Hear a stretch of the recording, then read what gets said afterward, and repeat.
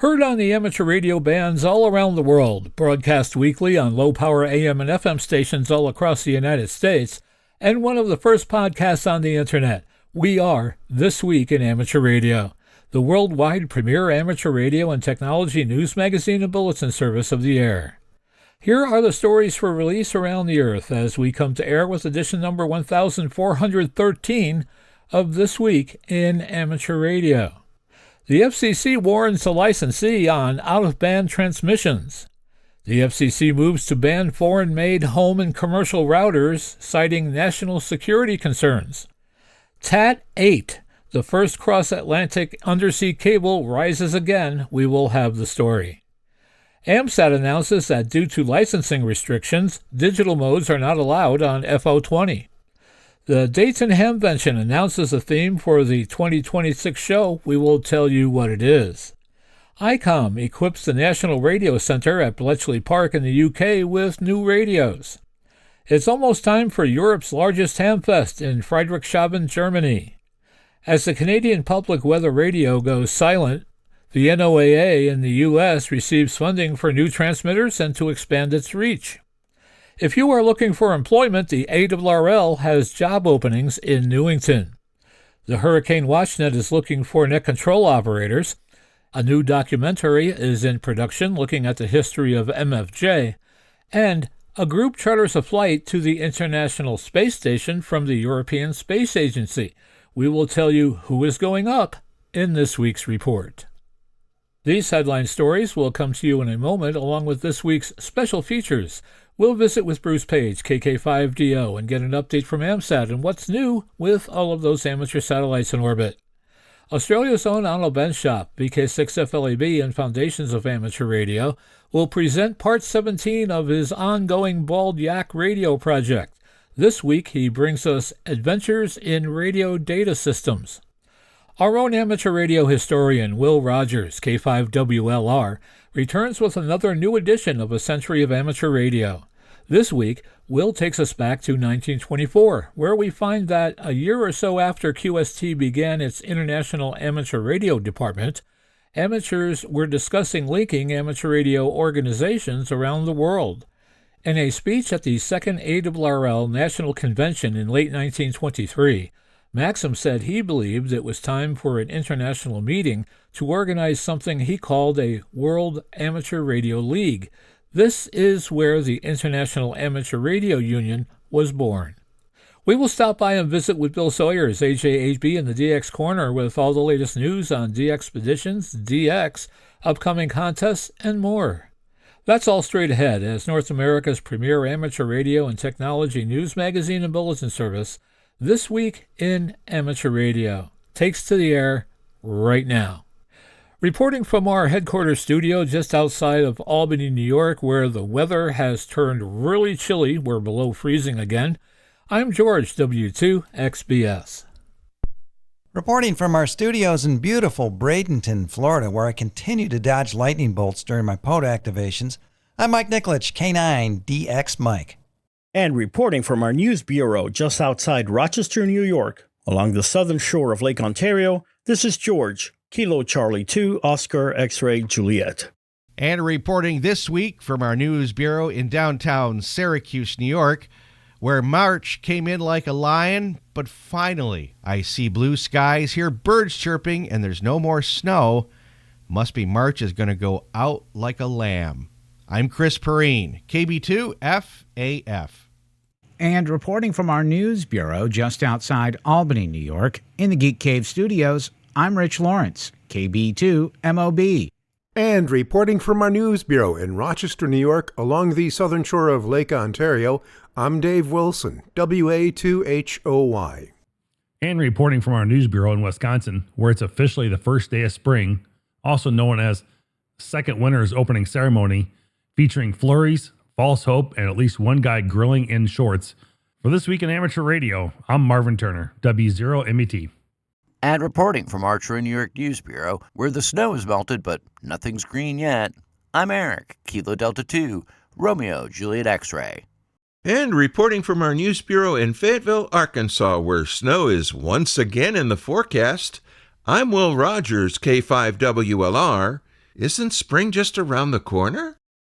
Hello, everyone. Before we get into this week's newscast, I'd like to tell everyone that This Week in Amateur Radio now has its own Discord server. That's right, a place online where we can discuss everything technology and amateur radio. So join us. Just go to Discord on your computer or download the Discord app on your portable device and search for TWIAR or This Week in Amateur Radio.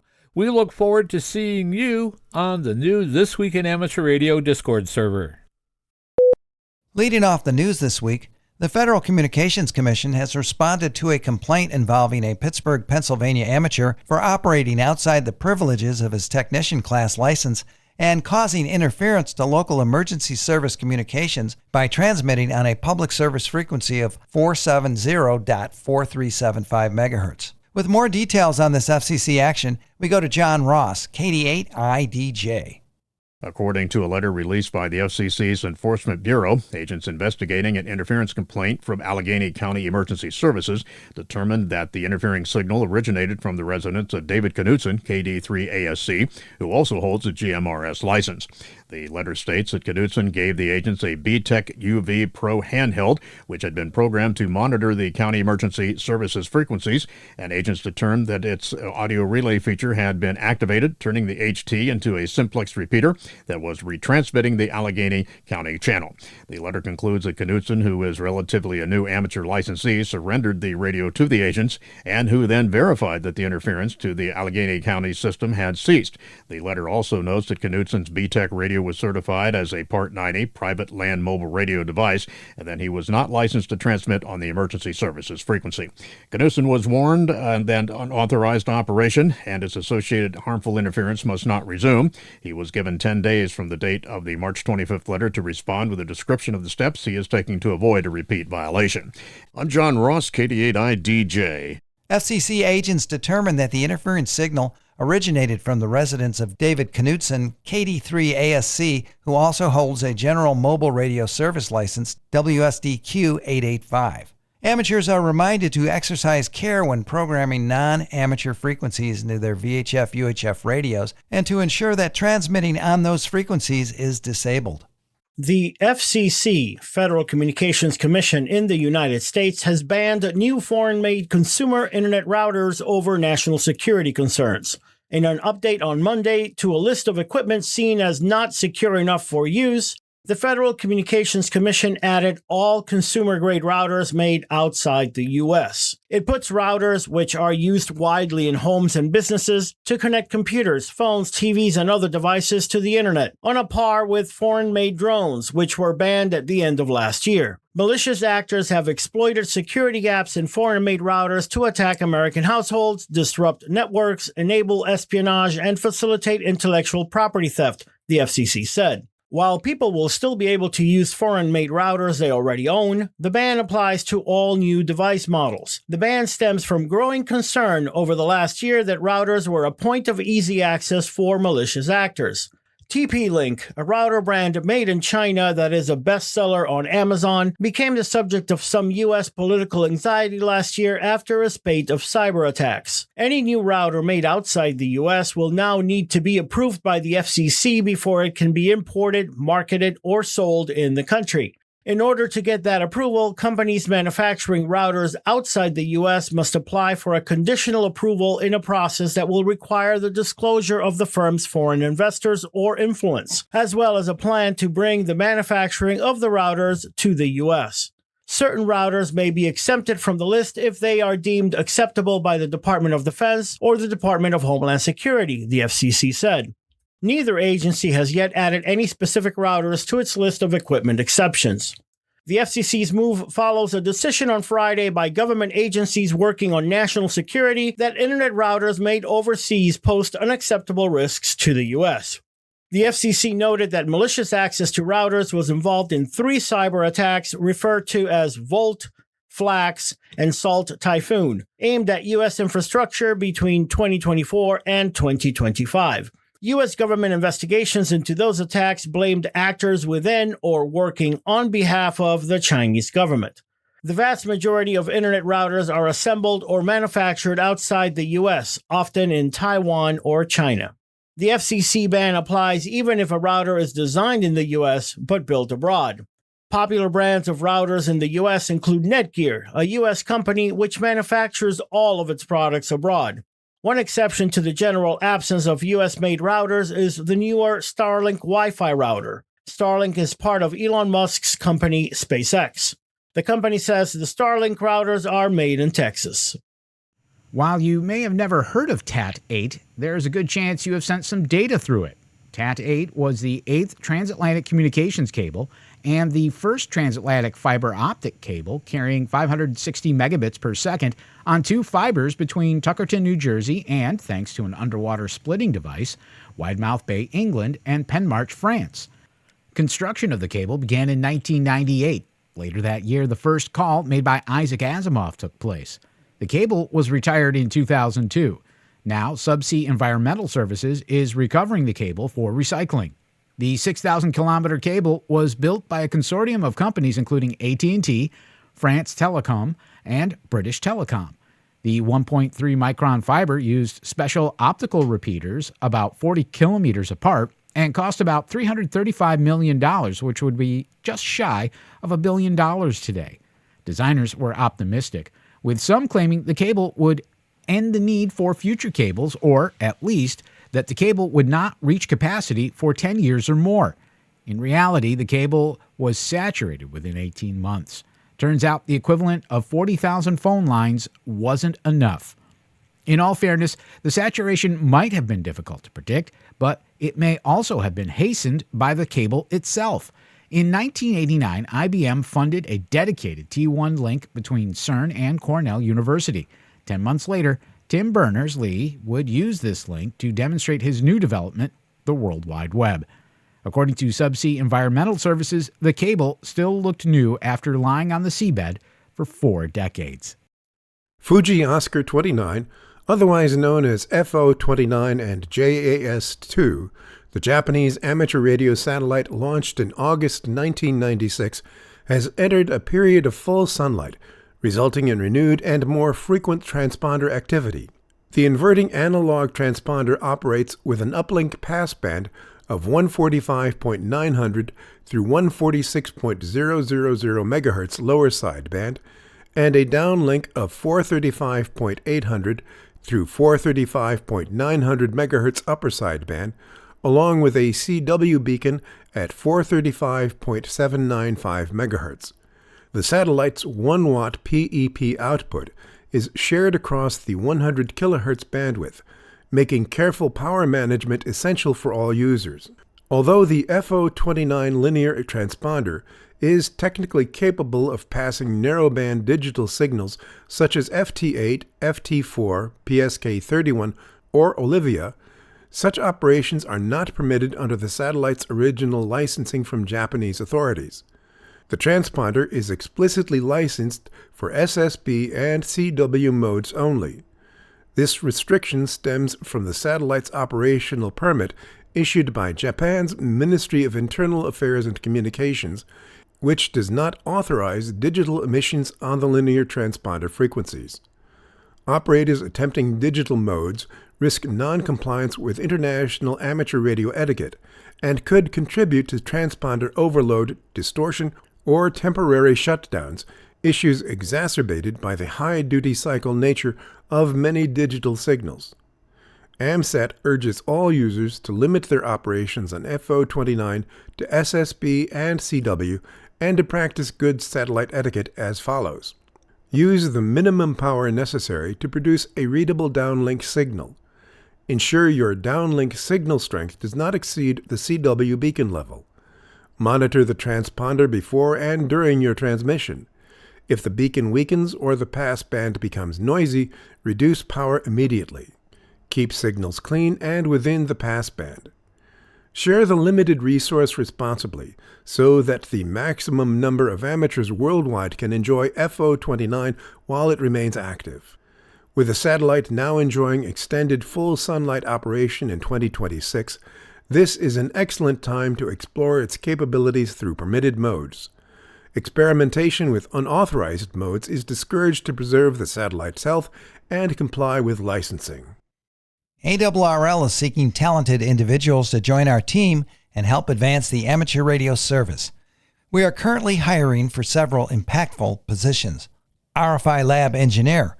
The RFI Lab Engineer supports ARRL's mission to protect and enhance spectrum access by managing and resolving radio frequency interference cases. This role includes database management, coordination with the FCC, and participation with standards bodies such as the IEEE and C63, and contributions to ARRL's Technical Information Service, publications, and member support. Candidates should have strong RF systems knowledge, EMC and RDF experience, and excellent communication skills. W1AW Station Manager. This is a rare opening and exciting opportunity to lead operations at W1AW, the Hiram Percy Maxim Memorial Station. Responsibilities include overseeing daily station operations, maintaining and troubleshooting equipment and antennas, ensuring compliance with emission standards, coordinating schedules and staffing, and supporting the ARRL laboratory when needed. Public Relations and Outreach Manager. Lead initiatives that elevate the visibility, credibility, and impact of ARRL in amateur radio. Responsibilities include developing and executing national public relations and outreach strategies, managing media relations, creating content across print, digital, and social platforms, and supporting advocacy communications. You'll also provide tools and training for ARRL's network of public information volunteers. The ideal candidate is a creative storyteller who can translate technical concepts into accessible language, build strong relationships, and deliver compelling campaigns that inspire new interest in amateur radio. Additional openings at League headquarters include Awards Program Supervisor, Development Associate, IT Support Specialist, Logbook of the World Support Associate, and Membership Manager. We value in-person collaboration, and these roles are 100% on-site at our headquarters in Newington, Connecticut. Full details may be found on the ARRL HR webpage at www.arrl.org/careers. To apply, please email your resume and cover letter to hr@arrl.org. Hamvention has released the theme and logo for the 2026 Dayton Hamvention Show that will take place May 15th through the 17th. This year's theme is Radio Adventure, which references exploration of the many avenues ham radio offers. Radio has always been about exploration of ideas, technologies, distances, and possibilities. From the earliest spark gap pioneers to today's digital experimenters, satellite operators, contesters, emergency communicators, and outdoor enthusiasts, amateur radio continues to be a gateway to discovery. Once again, the Hamvention will take place May 15th through the 17th at the Greene County Fairgrounds and Expo Center in Xenia, Ohio. The Hurricane WatchNet, or HWN, is seeking net control operators. Among the criteria sought from operators and stations are those who are located in the central and western regions of the U.S., Canada, Central America, and the Caribbean, and available for overnight operations, midnight to 7:30 a.m. Eastern Time. Bilingual operators, Spanish and English or French and Creole, and English are especially encouraged to apply. Because net control stations must manage stations across a wide geographic area during difficult propagation conditions, having a well-equipped amateur station is highly beneficial. A tower-mounted beam antenna for 20 meters, reliable 20 and 40-meter HF capability, amplifier capability for strong, consistent signals, reliable internet connectivity, as net control stations coordinate through the HWN internal chat system during activations, and operators willing to make themselves available when hurricanes threaten. As HWN marks 62 hurricane seasons of watching, preparing, and activating whenever hurricanes threaten land in the Atlantic Basin, it is preparing for the 2026 Atlantic hurricane season, which forecasters suggest could once again be an above-average season. Amateur radio operators interested in training to become a net control operator for the Hurricane WatchNet can learn more by visiting hwn.org. What effect does a solar eclipse have on HF propagation? For the answers, we go to John Ross, KD8 IDJ, at League headquarters. Well, that was the basic question posed by researchers enlisting ham radio operators' help during 3 solar eclipse QSO parties in the last 10 years. The results of that research were presented at the 2026 HamSci workshop held earlier this month in Connecticut and hosted by ARRL. Data was collected based on spots on the Reverse Beacon Network, the WSPR Net, and the PSKR Reporter during total solar eclipses in 2017 and 2024, as well as an annular or partial eclipse in 2023. In the 2024 eclipse, there was a drop in the number of contacts on 21 megahertz as the eclipse neared totality, while there was an increase in the number of QSOs recorded on 14 megahertz. The 30-meter band opened earlier than usual, and 40 meters opened earlier than usual for transatlantic contacts, faded out, and then opened up again. Researcher Kuldeep Pandre of the New Jersey Institute of Technology concluded that the effects of the eclipse crossed over with the sunset terminator, according for the second opening on 40. Effects on 80 and 160 meters were unclear, as only a few stations were active on those bands during the eclipse. I'm John Ross, KD8IDJ.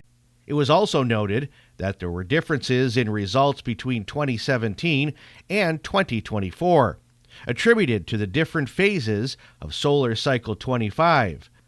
2017 was relatively early in the cycle. 2024 was at its peak. Symbols of national pride and national identity are not being permitted at this year's World Radio Sport Team Championship. Spectators and participants can expect to see plenty of things at the World Radio Sport Team Championship event in the UK this coming July. There will be antennas, rigs, cables, microphones, and keys, and plenty of spectators to cheer on the hams using them. What will not be evident anywhere are any emblems, flags, or other symbols of national identity. The organizing committee of WRTC 2026 has reaffirmed the approach that was used during the WRTC event held in 2023 in Bologna, Italy. This means that, as before, this year's teams will avoid national symbols of any kind. This is especially significant because it is consistent with the competition's qualification process, which identifies all participants by qualification area and not by their DXCC. Like the Olympics, the WRTC is held every 4 years with different host countries each time. They have included Brazil, Finland, Germany, Russia, Slovenia, and in the U.S., San Francisco, Boston, and Seattle. ICOM UK has equipped the RSGB National Radio Center with the IC905 all-mode transceiver as part of its ongoing support for the RSGB and the amateur radio community. This latest addition ensures that volunteers and visitors to the prestigious Bletchley Park facility have access to the latest VHF, UHF, and SHF technology. The IC905 is an industry first, providing seamless multi-mode coverage across the 144, 430, 1200, 2400, 5600 MHz, and 10 GHz bands. The arrival of the IC905 opens up new avenues for the National Radio Center, from linking local repeaters to monitoring radio beacons for the study of microwave propagation. National Radio Center volunteers were keen to see firsthand the IC905 and operate the industry-first multi-mode VHF, UHF, SHF transceiver. With no previous microwave-capable transceiver at the National Radio Center, volunteers are particularly interested to see how the radio functions and what is possible. This support highlights ICOM's ongoing mission to support amateur radio and the educational work carried out by the Radio Society of Great Britain. By supplying cutting-edge hardware, ICOM UK helps ensure that the National Radio Center remains a world-class hub for radio amateurs and newcomers alike. A SpaceX plan for 1 million orbital data centers proposes a massive constellation of sunlit objects that could severely impair ground-based astronomy and increase atmospheric pollution through frequent re-entries in the upper atmosphere. Astronomers warn that these 100-meter-long structures will remain illuminated even at midnight. This constant visibility threatens observations at ground-based observatories, such as the Vera Rubin Observatory and the extremely large telescope currently under construction in Chile. These orbital data centers, potentially 100 meters long, create persistent light streaks that obstruct astronomical research. Positioned in high-inclination orbits at 500 to 2,000 kilometers, remain illuminated by sunlight even at midnight, significantly outshining traditional broadband satellites. Astronomers have filed formal objections with the FCC regarding the January 30th application. This new constellation poses a challenge unlike any encountered in the commercial space era, undermining years of progress.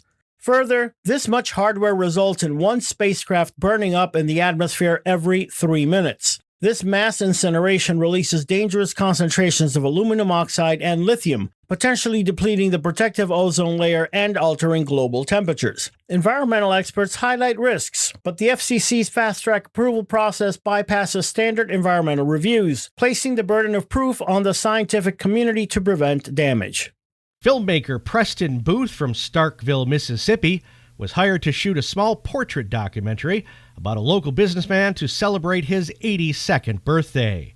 That's when he met Martin F. Jew and learned about the company he built, MFJ Enterprises.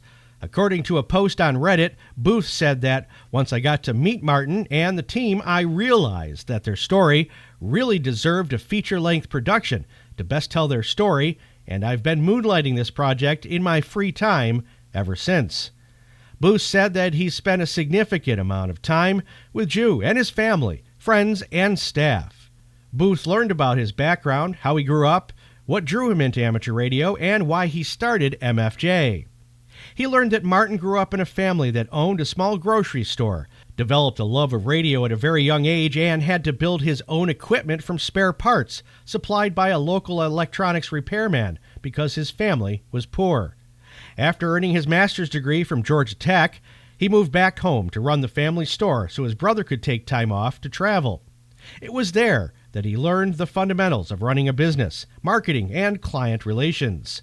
These would go on to help him when he started MFJ. According to Booth, Jew viewed MFJ not only as a way to provide affordable products for the average ham, but also as a way to offer locals the opportunity to work. He mentioned that MFJ's first production line was actually staffed by students from Jew's classes at Mississippi State University, where he taught. They built the products in exchange for extra credit and some spending money. Even as Canada moves to shut down its nationwide weather radio services, lawmakers in the U.S. are looking to commit funds that would modernize and expand the radio network of the National Oceanic and Atmospheric Agency. Lawmakers in Washington, D.C. have moved ahead with their commitment to invest $100 million in improved antennas and transmitter equipment to expand coverage for the VHF weather radio service of NOAA. A bipartisan measure that authorizes the expense was passed recently by members of the House Committee on Science, Space, and Technology. An estimated 1,030 such weather stations hold licenses to operate on 162 megahertz. The antenna and transmitter additions and upgrades focus on NOAA's weather radio service in remote areas of the U.S. that have a higher risk of extreme weather. Beyond VHF improvements, the bill calls for NOAA to explore options on the microwave band to further strengthen the network's ability to communicate warnings about hazardous conditions. Other language in the bill directs NOAA to explore the possibility of satellite backup or partnerships with commercial providers. The action in Washington stands in sharp contrast to a recent announcement by the Meteorological Service of Canada, that nation's equivalent of NOAA, that it was ending Weather Radio, its own national VHF radio weather service. The U.S. lawmakers' measure moves next for a vote in the full House, but is not yet on the calendar. The action on Capitol Hill comes almost a year after the White House announced that the administration was looking to cut NOAA's weather research centers, particularly those focused on understanding climate change. Hello and welcome to the DX Corner for your weekly dose of DX. I'm Bill, AJ8B. Well, we have two DXpeditions that have recently ended, and I'd like to give you an update on both. The first is Juliet 5, Guinea-Bissau. The J51A team has their after-action report back home, and all is well, including their gear. They've worked on the log, busted calls and missing data, as well as working with emails and guestbook entries that they've received. Only a few requests were refused when they couldn't find any similar call signs within 10 minutes of the QSO info the DXer had submitted. On FT8, checking, quote, full text files, they could not find a, quote, valid sequence of reports in RR73 messages for some. The DX log files were merged from the 5 computers in the live stream update server. The final total was, all in, an amazing 256,183 QSOs with 49,878 different call signs. They found Starlink to be very reliable. There were also QO100 satellite QSOs logged on a separate computer. For a quick LOTW confirmation in paper QSL by regular mail, use the Club Log OQRS system.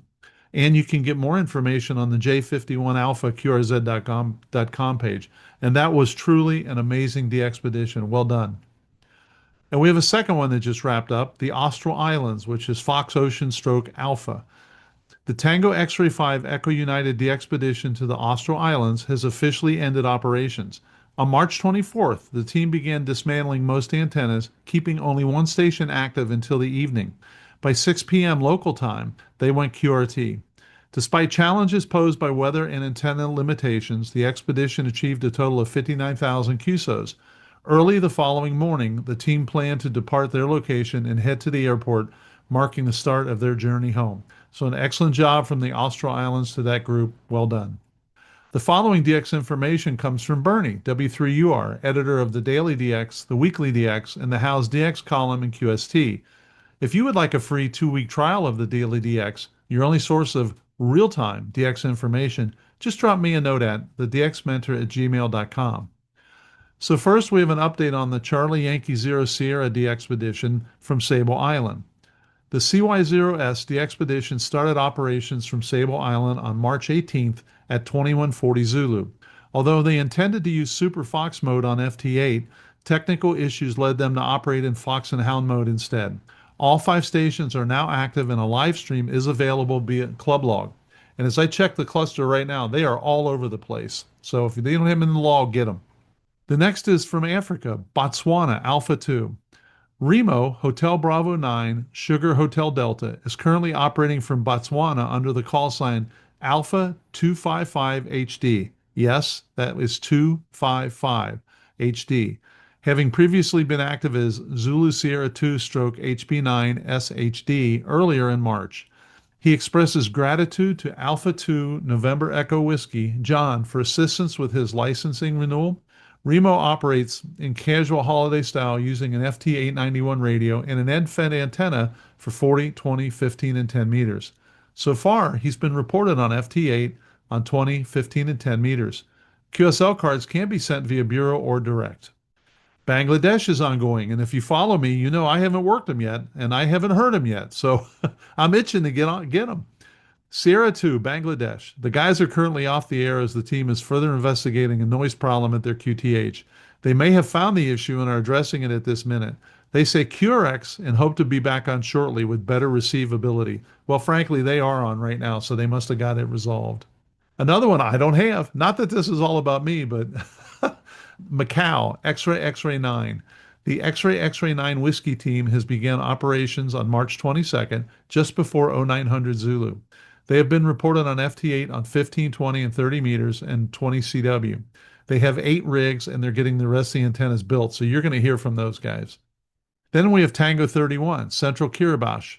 The Rebel DX group announced that their T31 Tango DXpedition to Canton, Central Kiribati, will involve 2 weeks of operations with a possible plan to establish a permanent remote station at the government site on T31. The main focus will be on digital modes, especially to give operators with less powerful stations a good chance to make contacts and to get logged.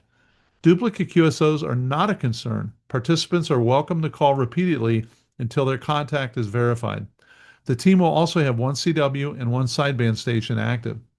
The digital operation plans include running up to 14 radios simultaneously with 2 radios per band. Multiple frequencies will be active at once using both MSHV multistream and Super Fox modes. As traffic decreases, all stations will return to MSHV multistream operation only. And of course, you can always check their QRZ.com page. And now we have Honduras, Hotel Radio. Kilo November 2 Papa, November 7 Victor Zulu, and Whiskey 7 United Mike are now QRV using the call sign Hotel Quebec 9 Uniform Mike until March 31. They're on 160 through 10 meters sideband CW and FT8, and they're using LOTW for QSLing. They also have the Hotel Quebec 9 X-ray call sign for the CQ WPX sideband contest this weekend. Otherwise, it will all be holiday style. If you were looking for Easter Island, there's been a slight change of plans, and that would be Charlie Echo Zero Yankee. We have a change of plans for Marcus, Delta Juliet 4 Echo Lima. His Easter Island trip, as he expected, was to get the call 3 Golf Zero Yankee Echo, but he will not be able to use that. He now expects to use Charlie Echo Zero Yankee stroke Delta Juliet 4 Echo Lima. Despite these licensing challenges, Marcus's Starlink equipment is prepared for Club Log Live streaming during the trip March 28th to April 11th. So there's a good chance that by the time you're listening to this, Marcus is up and running. From the Gambia, we have, which is 9 Juliet, we have Robert, Delta Mike 7 X-Ray X-Ray, and he is currently QRV as 9 Juliet 2 Romeo Osco from the Fountain Gates Crafts and Trade School until the end of the month. And we have 2 stations in Vanuatu. The first is, which is Yankee Juliet. The first is Chris, Victor Kilo 2 Yankee Uniform Sierra, and he is now QRV as Yankee Juliet 0 Charlie Alpha from Vanuatu until April 2nd, single sideband only. The same gear that he previously used, an IC7300 and a small amplifier and simple wire antennas 40 through 10 meters. He says his main operating times are likely to be between 2100 and 1000 Zulu. And the second operation from Vanuatu is by Aki, Juliet Kilo 1, Juliet X-Ray Zulu, who is also QRV from Vanuatu as Yankee Juliet 1, Juliet X-Ray Zulu until April 3rd. He'll be active on 80 through 6 meters after 5 p.m. local time on weekdays and all day on weekends. From the South Cook Islands, which is Echo 5 Stroke Sierra, we have Frank, Delta Juliet 5 November Quebec.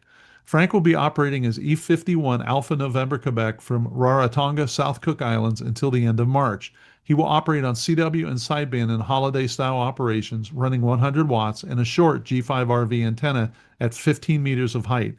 QSL cards can be sent to DJ5 November Quebec, either through the Bureau or direct. And here's one I just learned about, and thanks to the Daily DX real-time updates. Coco Skeeling, Victor Kilo 9 Stroke Charlie. Victor Kilo 9 Boston Sugar Alpha is on Coco Skeeling Island, and it's being activated by VK6 BSA. Mark confirmed that he is indeed on Cocos and says, quote, "The ship was finally unloaded yesterday. There were weather delays and the ship could not berth on the island. A barge met the ship at the edge of the lagoon and the shipping containers were lowered onto the barge to be ferried to the port. A long to and fro process, all weather dependent. Mark is waiting for the release of the cargo in port and all required to be checked by, quote, biosecurity." And I've only worked Coco Skeeling once, so I'm really excited to have them get that up and running.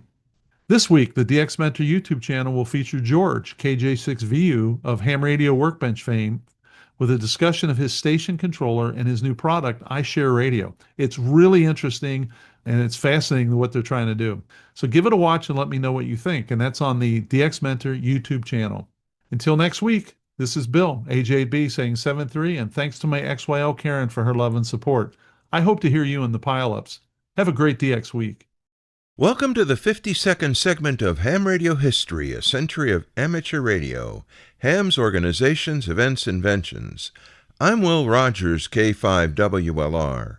With thanks to Chris Cadella, W2PA, for letting us use his website for these segments, we bring you the next chapter of Ham Radio History.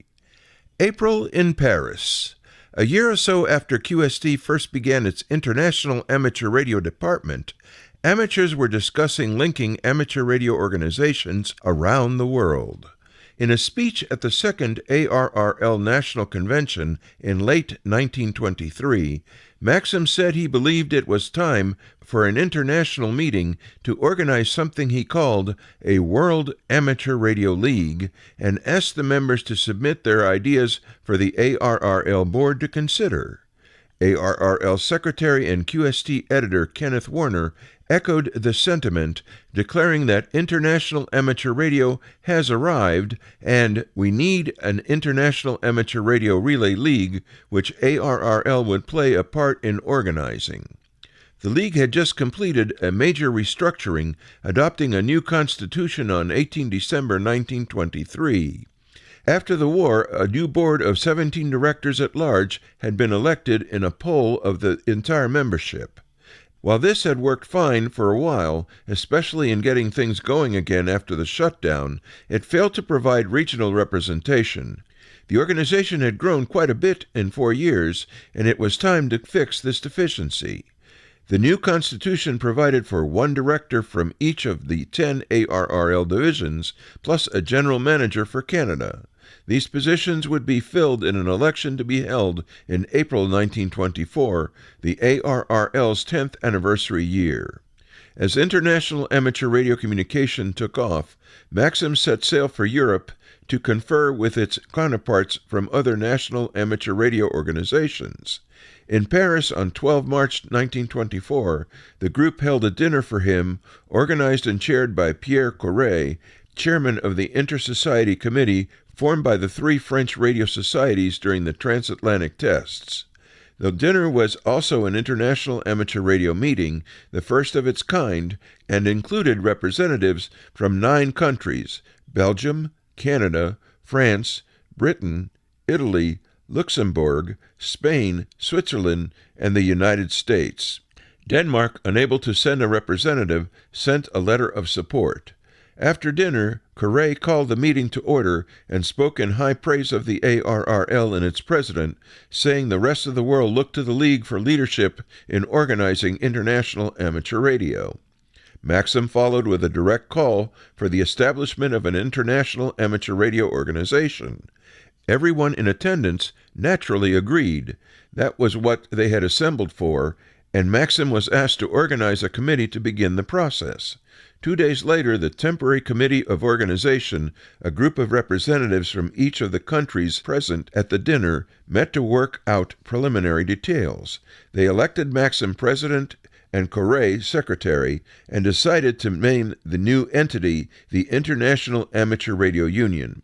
All other countries would be invited to participate in a formal congress to be held in the spring of 1925, at which they would consider a constitution based in part on recommendations solicited from the ARRL. As planned, the new ARRL directors were all elected by their respective division members in April and took office on 1 July 1924. Later that month, the League's board endorsed the creation of the IARU as it unanimously re-elected Hiram Percy Maxim and Charles Stewart as president and vice president to take the ARRL into its second decade. The board also chose to highlight the progress of amateur radio over the previous 10 years by recognizing the organization's founder. With Stewart presiding, the first resolution of the new board was adopted, praising Maxim and recognizing his devotion, sincerity, and ability as having been pivotal in the success of the League, and resolving to tender to Mr. Maxim this unanimous expression of our confidence, love, esteem, and appreciation.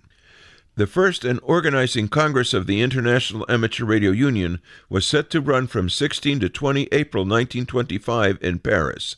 To deal with the language problem, the body would adopt a formal international diplomatic procedure consisting of written monographs which would be handled by subcommittees. They, in turn, would combine their results into a draft convention to be approved by the full Congress. All amateurs were invited to participate in the IARU. However, since it would be a federation of national organizations, only formal representatives of those organizations would have voting privileges. The League itself would send 2 official delegates, and individual League divisions and other U.S. organizations were also planning to send one of their members to the meeting to assist. The ARRL organized a traveling party so that the North American contingent could sail together from New York aboard the Mauretania on 1 April, arriving in Cherbourg 6 days later. They planned to return via England on the Berengaria from Southampton, arriving back in New York on 1 May. A travel agent handled everyone's arrangements. The estimated cost per traveler would be $600, equivalent to about $8,000 in 2014, including meals, hotels, and other expenses, and with 4 hams to a cabin for inside staterooms, second class. One could also fly from Paris to London as part of the return trip for an extra charge of $14. 13 months after Maxim proposed the idea of an International Amateur Radio Society, the first International Amateur Congress was called to order in Paris at the Faculté des Sciences on 14 April 1925, coincident with the International Radio Legal Committee. The two organizations held a joint opening session in the morning, then went their separate ways that afternoon. Amateurs from 23 nations attended: Argentina, Australia, Belgium, Brazil, Canada, Czechoslovakia, Denmark, France, Finland, Germany, Great Britain, Hungary, Italy, Japan, Luxembourg, Netherlands, Newfoundland, Poland, Spain, Sweden, Switzerland, Uruguay, and the United States. Some French attendees had expected the IARU to include broadcast listeners and engineers and were disappointed when they learned it was to be all about transmitting amateurs, a term increasingly used to distinguish amateurs from other kinds of radio hobbyists. The Americans were expecting the European amateurs to be mostly older and interested more in experimenting than operating.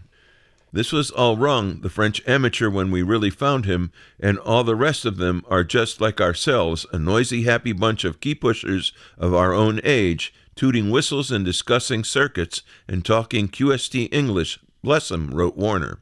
And so we are happy to record that we found the hams from all around the world all alike in complete agreement as to what they wanted, and looking to Mr. Maxim to lead the way.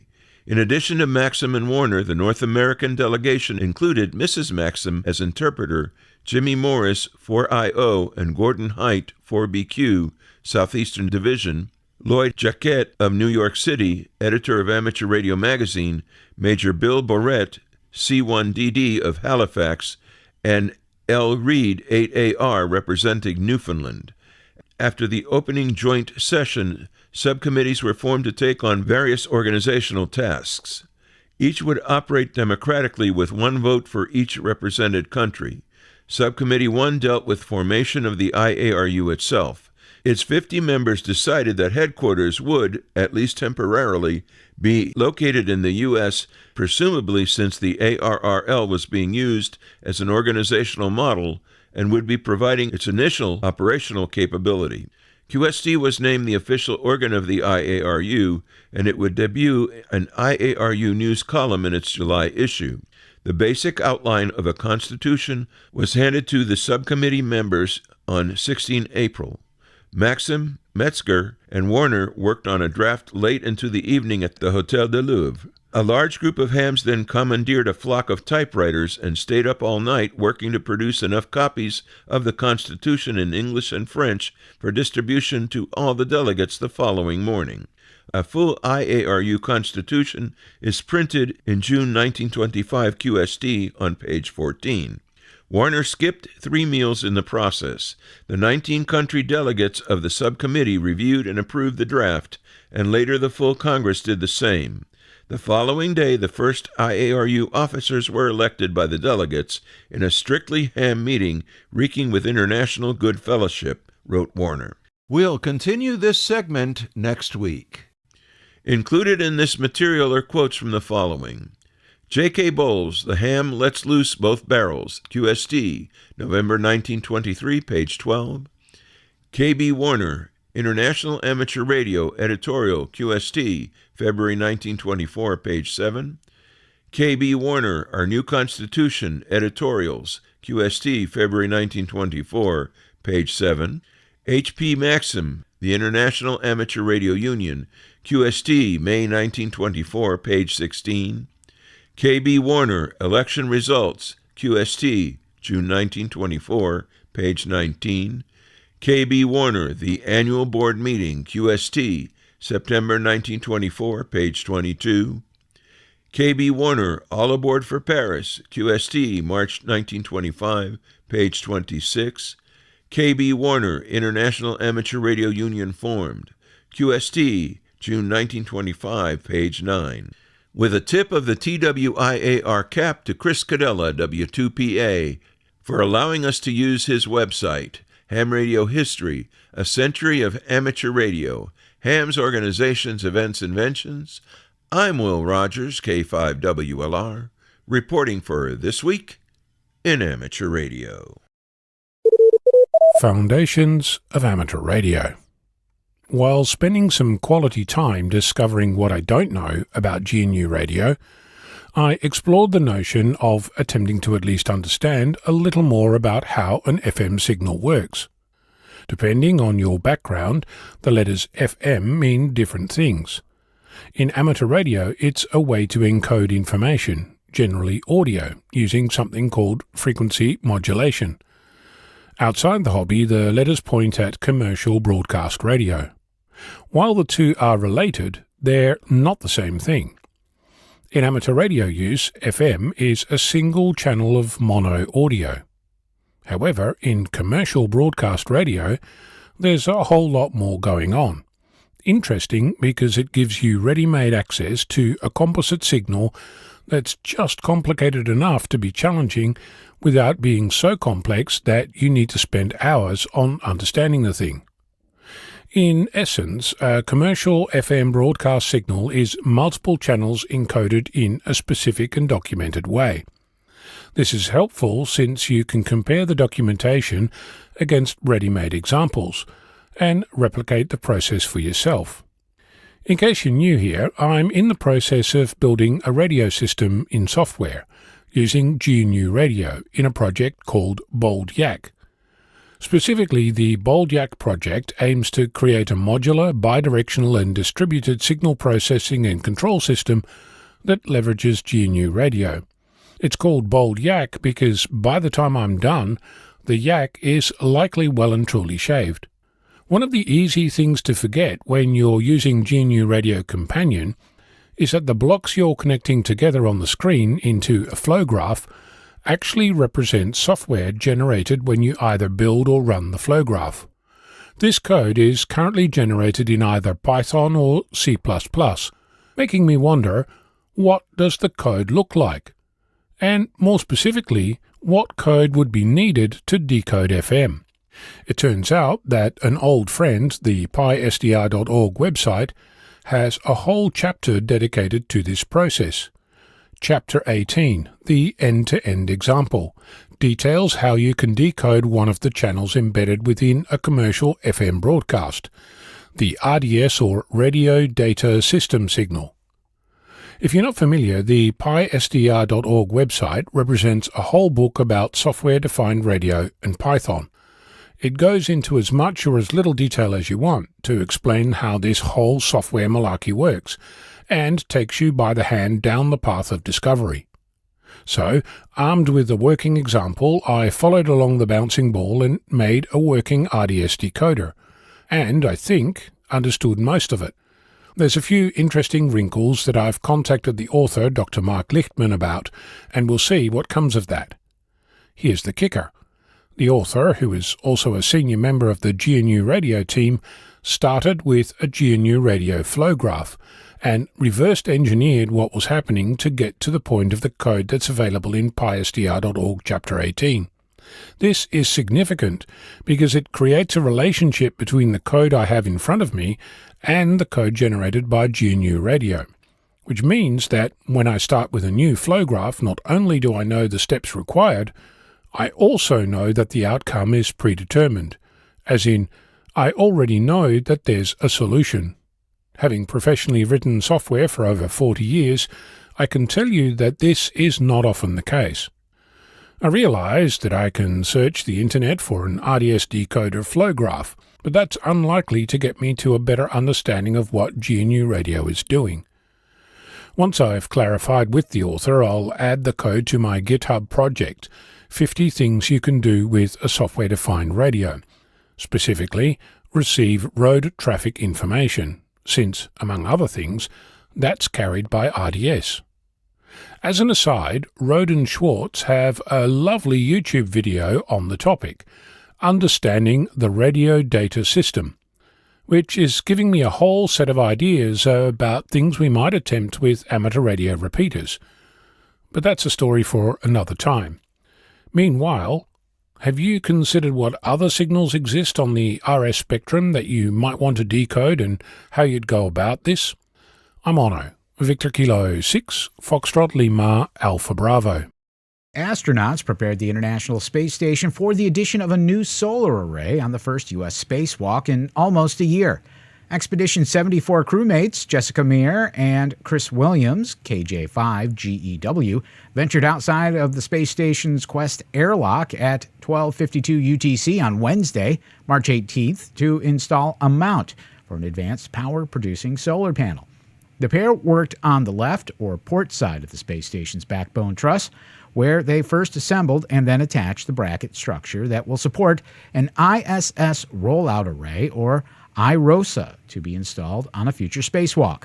NASA had scheduled for the IROSA kit to be installed during a spacewalk in January, but one of the then-assigned spacewalkers, Mike Fink, KE5AIT, had an undisclosed medical issue that required the excursion to be canceled and he and his crewmates to return to Earth a month early.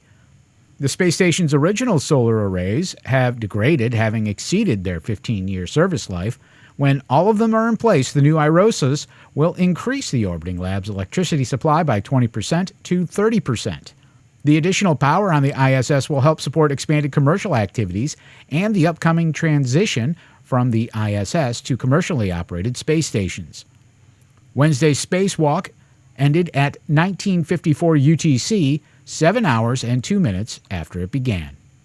It is time for this week's look at AMSAT's satellite shorts from all over. We begin this week with news that NASA's moon rocket returned to the launch pad after repairs inside the Vehicle Assembly Building at the Kennedy Space Center. The rocket's rollout to Pad 39B was completed at noon local time on March 20th and sets up a launch attempt for Artemis II mission no earlier than April 1st. Next, Prime Minister Mark Carney has announced that the Canadian government is investing $200 million towards Canada's first launch pad. The site is owned by Maritime Launch Services, a Canadian commercial space company founded in 2016 and headquartered in Halifax, Nova Scotia. The funds will be put toward a 10-year lease on the launch pad located near Canso, Nova Scotia, which is expected to finish construction by 2028. And finally this week, the German-wide Space Day will take place on Saturday, March 28, 2026. AMSAT DL and the Bowen Observatory will participate with a varied program of interesting short talks and presentations on the topics of space travel, astronomy, STEM education, and amateur radio.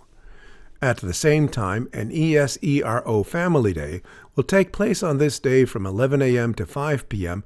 in and around the dome of Bowen Observatory under the motto Adventure Space. Fun and interesting facts for young and old await visitors. They can embark on a journey of discovery and immerse themselves in the world of astronomy and space travel. Many current amateur radio operators were attracted to the hobby by the aromas emanating from their Elmer's ham shack, from the slight smell of dust burning on red-hot vinyl tubes to the more pleasant smell of a hot soldering iron. For more details on this story, we go to John Ross, KD8IDJ, at League Headquarters, who has this report. For the past 5 years, the Andrew Johnston Amateur Radio Club's Wednesday night's technology program at the Greene County Makerspace in Greenville, Tennessee, has been helping students explore a unique introduction to amateur radio with a little solder smoke, too. Recently, the students completed a 2-month build project for the Solder Smoke Direct Conversion Receivers Challenge. It's one of the many projects made possible by an ARRL grant. The students, some who are not yet licensed, took on a challenge to individually construct, solder, test, and then troubleshoot their receivers, all the while learning about the basics of a radio receiver and the related test questions associated with gaining an amateur radio license. ARRL member Steve Bible, N7HPR, has been the lead trainer and wrote the narrative for the project. The ARRL grant allowed us to purchase equipment and projects so we could create a science, technology, and engineering and mathematics STEM curriculum, said Bible. Over the past 3 years, upwards of 24 students have participated in the program, and 50% have received their amateur licenses. Bible added that there was often a wow moment when students realized that what they could accomplish on their own time and at their own pace. Using the narrative that Bible wrote, he now wants to expand and begin teaching the trainers how to administer the program to create more opportunities for youngsters and older adults as well. The spider-like approach will allow for more opportunities to understand the technology. I'm John Ross, KD8IDJ. Bible also said there are more opportunities at the nearby Walters State Community College and their Hamtastic radio technology camps, which are set for June 2026. Bruce Page, KK5DO, is here now with this week's AMSAT report. Bruce? Thanks, John. For those of you who enjoy working FO29, a reminder that digital modes are not allowed on this satellite. This is because operations are not permitted under the satellite's original licensing from Japanese authorities. The transponder is explicitly licensed for SSB and CW modes only. Japan's Ministry of Internal Affairs does not authorize digital emissions on the linear transponder frequencies. Even though you may not be in Japan, keep in mind, operators attempting digital modes risk noncompliance with international amateur radio etiquette and could contribute to transponder overload, distortion, or temporary shutdowns. Issues exacerbated by the high duty cycle nature of many digital signals. So please, do not attempt to use FO29 for anything other than SSB or CW. The new satellite Tenko 2 has its own NORAD CAT ID now. It is 68261, for those that are looking for the two-line elements. This is Bruce Page, KK5DO. Back to you, John. And thanks, Bruce, for that report. It is time for this week's look at solar weather and the terrestrial propagation forecast.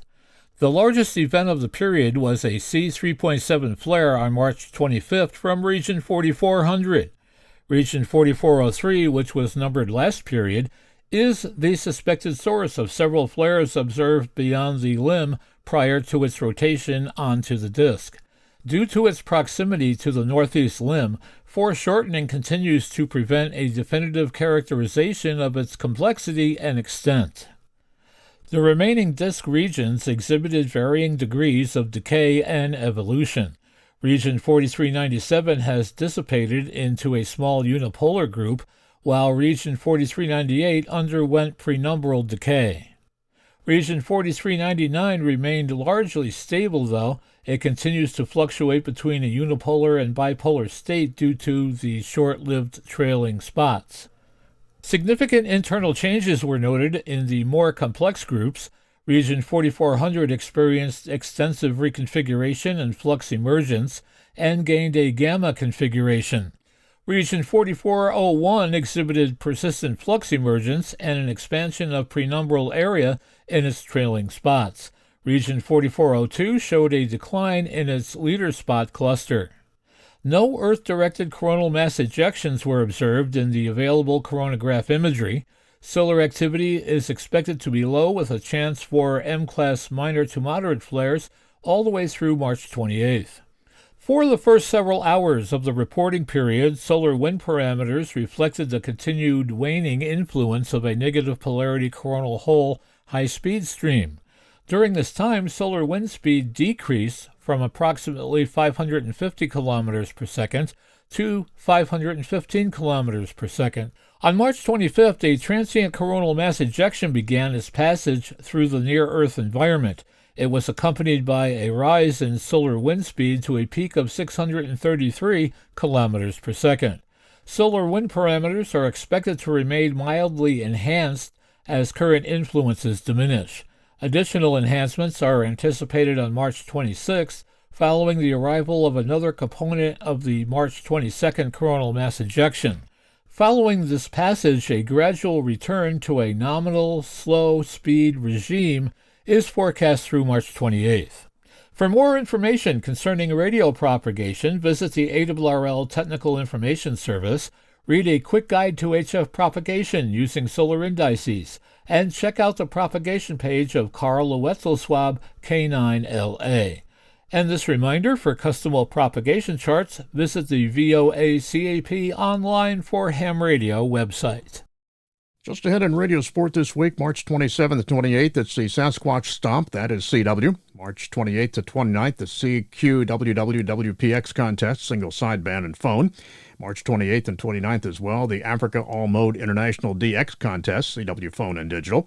April 2nd through 3rd, the Walk for the Bacon QRP contest, that is CW. Remember to visit the ARRL contest calendar for more events and information. Upcoming section, state, and division conventions. March 28th, it's the Central Dakota Amateur Radio Club Hamfest hosting the ARRL North Dakota State Convention. That's in Bismarck, North Dakota.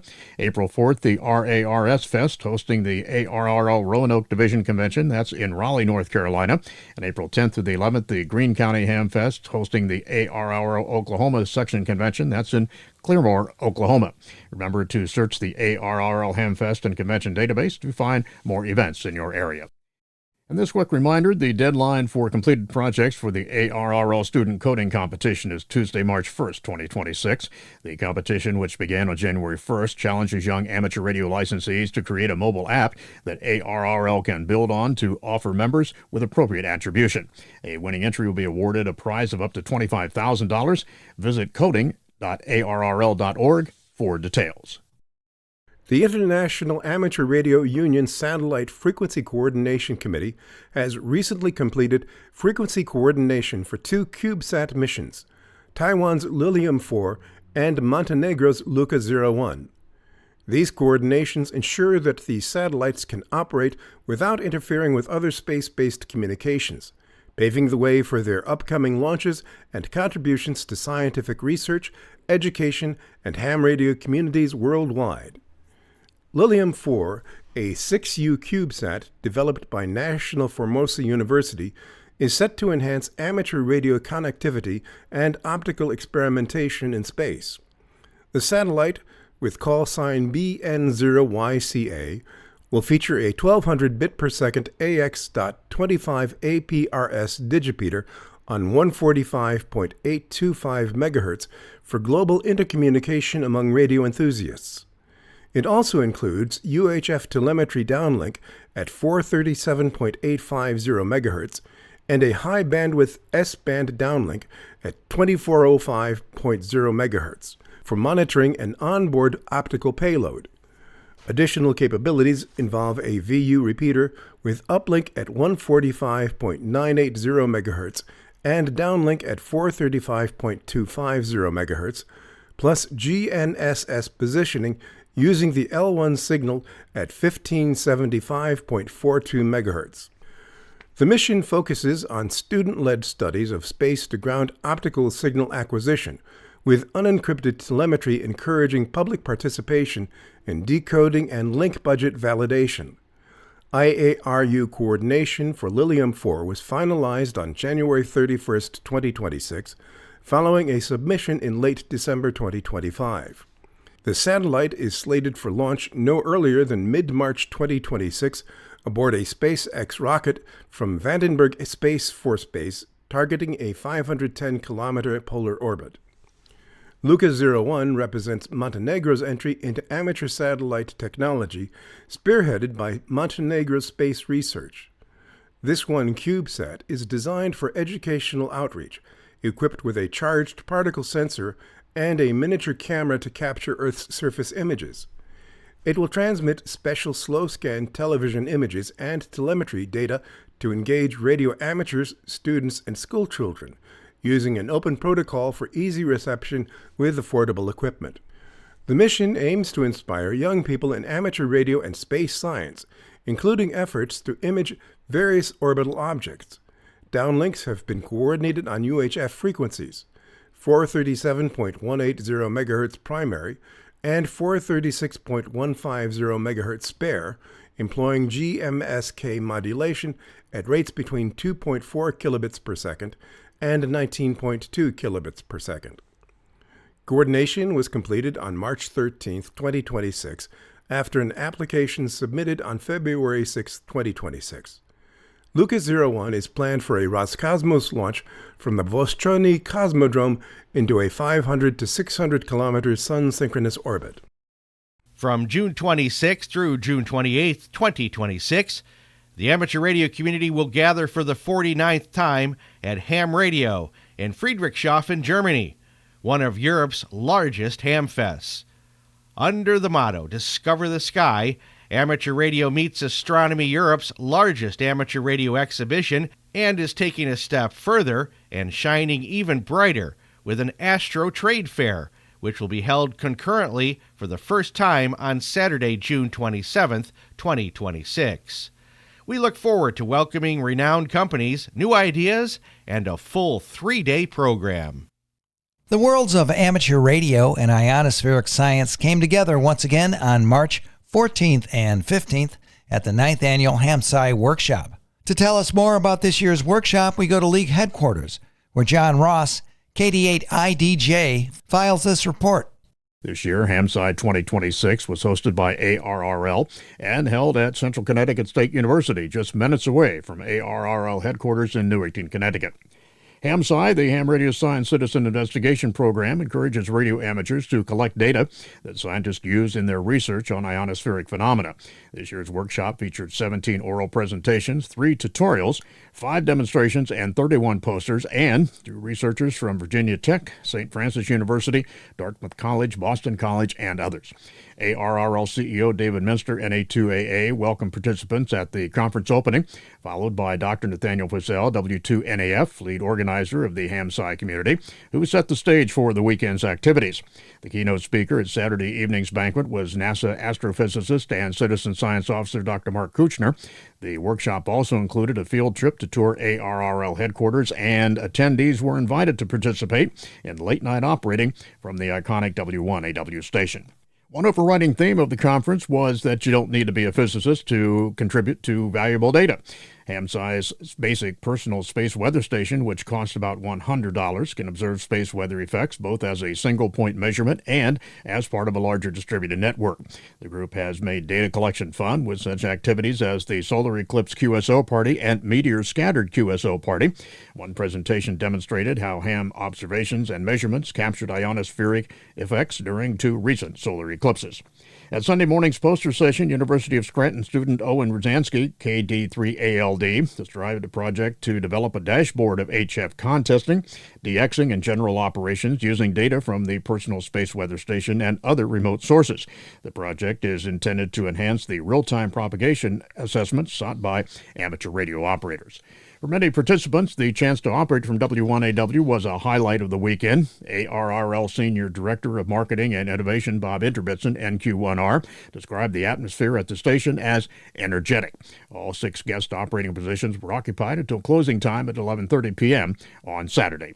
ARRL extends its thanks to many partners supporting HAMSAT 2026, including the University of Scranton, New Jersey Institute of Technology, the National Science Foundation, NASA, Amateur Radio Digital Communications, and more. I'm John Ross, KD8IDJ. Participants were treated to a first-ever 630-meter contact from W1AW, a contact with the J51A de-expedition to Guinea-Bissau, and a QSO between W1AW and a remotely controlled station in Bonaire, operated by Bob Interbitson as PJ4NQ1R, with both control operators in the same room. The roughly 35 visiting operators had a chance to use equipment from multiple manufacturers, notably ICOM, Yaesu, Kenwood, and Flex Radio. Ryusuke Takada, JI1 VHV, who had traveled from Japan to attend the workshop, made 46 contacts in 20 minutes. Each visitor left with a personalized certificate, and several considered it to be a once-in-a-lifetime experience. The Radio Club of America and International Wireless Communications Expo honored 5 young communications professionals, including at least 1 ham radio operator, at a special breakfast on Thursday, March 19th, during the 2026 IWC Expo in Las Vegas, Nevada. The Young Professionals program of the Radio Club of America and International Wireless Communications Expo celebrates industry professionals who have at least 2 years' experience in wireless communications and who are no more than 40 years of age. The RCA website calls these young professionals the next generation of innovators shaping the field.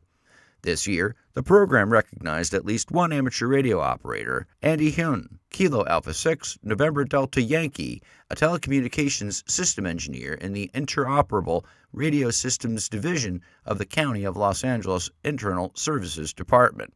His work on the spectrum management team includes a specialty in interference mitigation. He also supports mission-critical public safety communications. Other honorees are Precious Fodor, who serves as the National Service Manager at Eastern Communications Limited, Max Johnson, an electrical engineer at Dark Wolf Ventures in Colorado, a firm specializing in advanced radio and satellite communications systems. Sean Martin, a sales professional in the aerospace and defense industry, and Chris Vargas, whose 10-year career in sales has most recently brought him into consumer electronics. He is presently working for ICOM. The group was praised by attendees for their achievements and for the promise their careers hold in shaping the field of wireless communications in new directions. The SciTech Amateur Radio Society in Natick, Massachusetts recently hosted a Girl Scout troop from Melrose, Massachusetts for a first contact opportunity to learn about amateur radio. For more details on this first contact session, we go to League headquarters where John Ross, KD8IDJ, files this special report. New England SciTech is a nonprofit STEM, science, technology, engineering, and math education center and makerspace dedicated to project-based hands-on learning for youth and families across New England. In the first of many activities, the Scouts got to hold a meteorite from an asteroid and then one from the moon and discuss Earth-to-space communication and then watch a 3-minute ARRL video about ham radio. Barbara Irby then talked about ways girls can get involved with ham radio and become a young lady YL licensed amateur radio operator. Jacqueline, a young student waiting to take her license, gave an insightful and encouraging talk about her journey to get a radio license with suggestions to the Scouts for success. Then it was on to a 2-minute video about the workshop where ham radio is highlighted with high-altitude weather balloon launches, followed by a fox hunt with Seth Kendall, who showed off his homemade Yagi antenna that helped the girls find the hidden transmitter. The final activities of the day had the Scouts in the radio room where they listened to contacts made with astronaut Bob Hines on the International Space Station. Then the girls lined up at an HF station where they all got to make a contact with a YL named Jessica James, KJ5NSH in Oklahoma. Events like this one are virtually important for the hobby, said ARRL New England Division Vice Director Phil Temples, K9HI. To be able to reach out to young girls and put them in contact with mentors who are licensed amateur radio operators is just a great opportunity, he said. STAR's secretary and lead organizer Bob Finney, K5TEC, noted that at the end of the event, the Scouts each got an ARRL First Contact Award certificate. They were also thrilled to receive an ARRL radio patch and a SciTech logo patch. Fun was had by all and lots of learning, too. Finney also encourages Scout leaders to get their troops involved in amateur radio because it can become a lifetime of activities and lead to a lifelong hobby. I'm John Ross, KD8IDJ. The instructors from SciTech included Barbara Irby, KC1KGS, Jocelyn, who is waiting to take her test, Seth Kendall, KC1PZY, Max Kendall, WZMXX, Brad Moore, KC1TUY, Zachary Sherman, KC1NXK, and lead organizer and instructor Bob Finney, K5TEC. Visit the ARRL website for more information about the ARRL radio and wireless technology patch program and for amateur radio and scouting resources. A high school teacher in New York City, with help from the ARRL Teachers Institute on Wireless Technology, has successfully licensed nearly 700 students in the past 2 years as part of a wide-ranging program that is teaching students in 2 schools that radio today is a central part of just about everything. On March 12th, ARRL Director of Education and Learning Steve Goodgame, Kilo 5 Alpha Tango Alpha, and Hudson Division Director Ed Wilson, November 2, X-Ray Delta Delta, traveled to Staten Island Technical High School to help lead teacher Everton Henrique, Kilo Delta 2 Zulu Zulu Tango, administer license exams to 143 students, resulting in 131 new hams and 14 upgrades. According to Goodgame, Henrique's formula for success is getting kids engaged with lots of hands-on stuff. He says everything is project-based, and there is lots of crossover to the school's robotics program. Now, adds Goodgame, he's working with a teacher at the adjacent McKee High School, which is a vocational high school, and the students are working together on a solar car program. Wilson noted that he's very impressed to see the vocational kids and the technical kids working together, teaching each other their respective skills. Goodgame says Staten Island Technical High School is the donor-funded Teachers Institute's first model school, which makes it eligible for additional resources and equipment. He notes that the school was the site of a Teachers Institute session last year and will host another this year. Good Game adds that Henrique has completed 2 Teachers Institute modules and is now an Institute instructor, as well as being a facilitator for Math for America and co-developer of a 9-week course for teachers on how to use amateur radio in the classroom. Are the HF bands useful for long-distance communications to remote areas? The U.S. military just did their own exercise to prove what hams have known for years. Communicating under simulated emergency conditions on HF, members of the military in Alaska demonstrated something that hams have known all along. Radio carries the message. The recent activity known as Exercise Arctic Connect might well be called Field Day or an Aries drill for the military. According to the U.S. Army's website, over 30 operators in 28 different locations across Alaska recently took part in the exercise, a radio test to show that HF communications are vital in areas that are separated by extreme terrain, weather, and distances. The test was conducted by Alaska Organized Militia, which includes the Alaska Army and Air National Guard, the Alaska State Defense Force, members of the Civil Air Patrol, the State of Alaska Division of Homeland Security and Emergency Management, and representatives from the National Guard Bureau.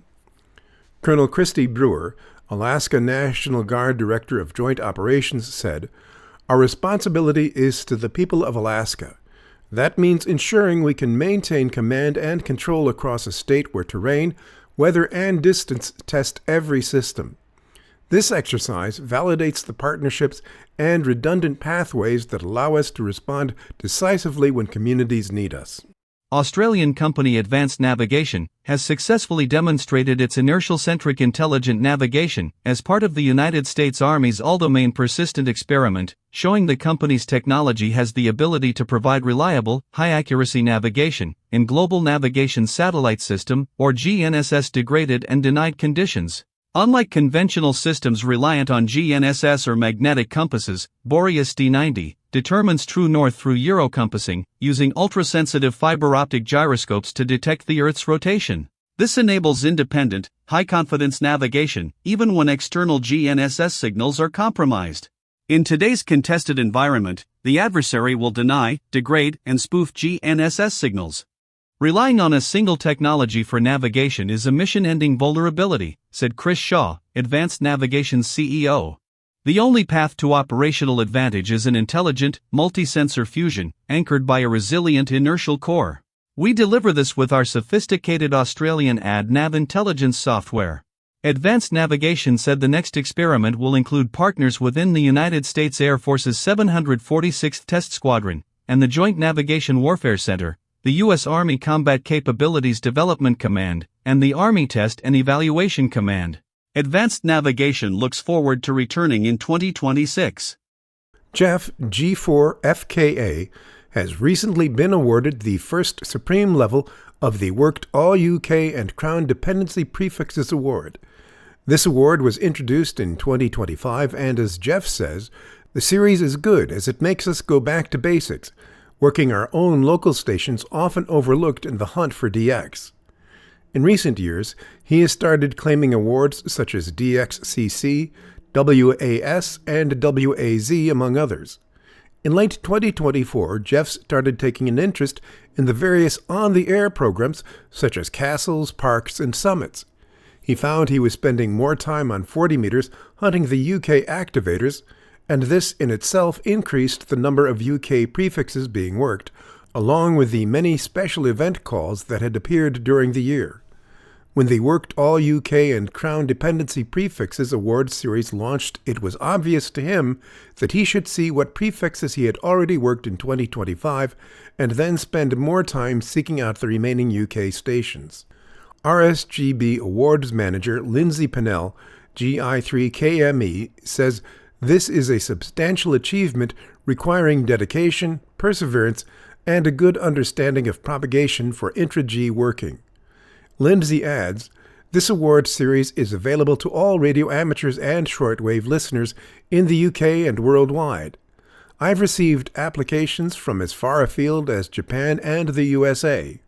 We hope it will inspire homegrown talent to start chasing the awards and for clubs to start putting special club call signs on the air to provide the rarer call sign prefixes. The Intercontinental Amateur Traffic Net is seeking additional net control stations to staff open slots in the mornings or as occasional relief operators. The net operates every morning at 0700 through noon Eastern Time on 14.3 megahertz. Net control stations work 1-hour shifts. The Intercon Net was formed in 1960 to promote goodwill and friendly relations among radio amateurs everywhere. The net handles third-party traffic and provides emergency communications to any station when needed, and offers operating training and improvement programs to its members. The Maritime Mobile Service Net, which is a different organization, takes over on the same frequency at noon Eastern Time. They share their proprietary logging program with the Intercon Net. All licensed general class amateur radio operators are welcome to check in. Visit interconnet.us for more information. Amateur radio's largest international cooperative special event is getting on the air for a week with an important message about people with autism. Now in its 4th year, the World Autism Awareness Week special event will again carry the message that it's okay to be different. It's a theme uniting amateurs across oceans, with call signs that include Whiskey 2 Alpha here in the U.S. and others in participating nations such as Italy, South Africa, Russia, New Zealand, Australia, Argentina, Israel, and West Malaysia. This week-long special event begins on Wednesday, April 1st. It has gained momentum as it brings advocacy on the air for those with autism spectrum disorder, a developmental disorder seen among people of all races and nationalities. More details about the event and its call signs, as well as useful information about autism spectrum disorder, can be found on the QRZ.com page of Whiskey 2 Alpha. 3 radio amateur operators have been inducted into the Heritage CQ Amateur Radio Hall of Fame for 2026. Professor David B. Leeson, Ph.D., W6NL. Leeson was first licensed in 1952. He is the author of the ARRL book Physical Design of Yagi Antennas and was a designer of the International Amateur Radio Union International Beacon Network. Since 1994, he has been consulting professor at Stanford University and is faculty advisor of the Stanford Amateur Radio Club, W6YX. He drove a race car, retiring in 1979, returning to ham radio after back-to-back national championships. Richard Dean Straw, N6BV, Silent Key, a renowned antenna expert. Straw was part of the Navy project in the early 1990s to measure HF dipole and vertical antennas in front of hill, on top of hill, and behind a hill in Utah. The team used a helicopter that towed either a 3-axis receiver or a transmitter that was developed by SRI International in Menlo Park, California.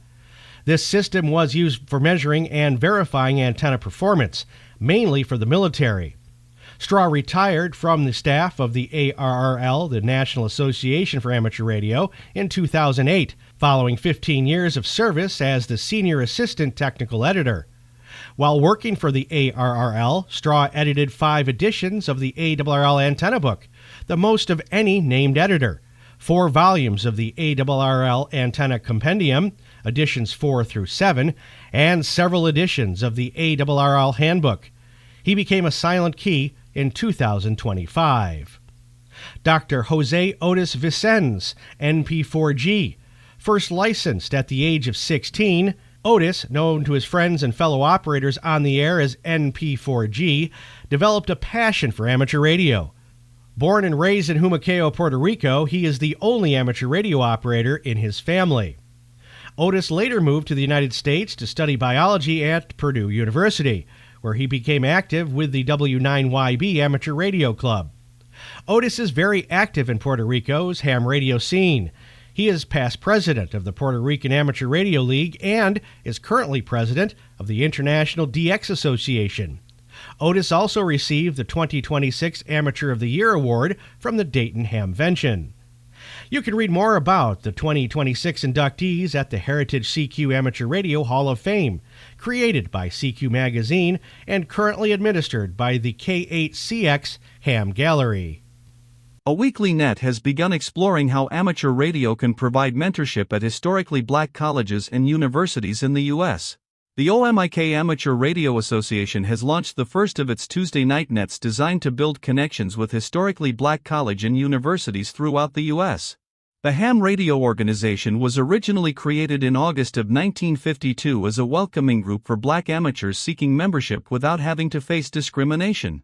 OMIK eventually hopes to extend its expertise and the hand of friendship to many of the more than 100 historically black U.S. campuses and their faculty, alumni, parents, and students. Net check-ins begin at 8 p.m. Eastern Time Tuesdays, which is 0100 UTC Wednesday on the OMIK conference server on Echolink. The net is one part of the group's emerging commitment to the campuses. For OMIK members, the goal will ultimately bring opportunities to provide service and make connections across the generations. On-campus visits, and even on-air activations, will help students gain mentors in STEM and STEAM learning and, of course, amateur radio. Net controller Jesse Alexander WB2IFS, the developer of the program, said the net is just the beginning. A story that we've been following about aircraft avionics now includes a federal mandate. The Federal Aviation Administration has ordered that airlines flying Boeing's 787 Dreamliners now have to inspect and repair faulty onboard transponders. According to a report at aviationatoz.com, the move is expected to cost U.S. airlines nearly $8 million. United Airlines, American Airlines, and Alaska Airlines, who operate from hubs including Chicago's O'Hare and L.A. International Airports, are among those affected by the FAA Airworthiness Directive. It states that certain Boeing 787 transponders can fail when they're exposed to continuous wave signals, including those generated by Morse code from military transmitters and amateur transmissions. Such signals, when encountered by the aircraft's Mode S transponder, may cause a failure to respond to radar interrogation. Air traffic control systems rely on those responses to track aircraft positions accurately. Without a correct relay from the transponder, controllers, quote, may temporarily lose visibility on their radar display. Additionally, the onboard traffic collision avoidance system may not generate alerts correctly, reducing a critical safety safeguard designed to prevent mid-air collision. Tests conducted by the FAA showed a nearly 90% failure rate of interrogation attempts in environments with CW interference, which prompted a corrective solution order.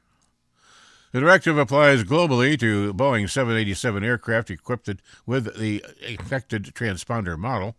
However, FAA's financial assessment only covers aircraft registered to U.S. airlines that have up to 4 years to complete the required inspections and modifications. The directive has the support of Boeing and the Airline Pilots Association. However, operational concerns were expressed by several airlines who have requested a delay. Mark the date of April 14th on your calendar. If you know your history, you'll recall that at 23:40 ship's time on that day, the RMS Titanic struck an iceberg in the North Atlantic, bringing its inaugural sailing to a fatal end. Mark this year's calendar, as well, from 0000 UTC on April 10th to 23:59 on April 15th. That time period marks the date of the luxury liner's voyage from Southampton, which ended with its sinking. The Titanic Memorial Special Event Station EG-1912T will be on the air using all modes HF, VHF, UHF, and SHF during that period, organized by the Union of Radio Amateurs of Vigo Val Minor. A number of Spanish citizens were on board the ship. The activation will focus on CW to honor Jack Phillips and Harold Bride, the first and second telegraphers on board. The activation also honors Harold Cottam, the telegrapher on board the Carpathia, the first ship to make a rescue effort at the site of the doomed Titanic. There will be a special QSL card for hams contacting EG-1912T and CW. All other QSLs will be sent via the Bureau, or over EQSL or Logbook of the World.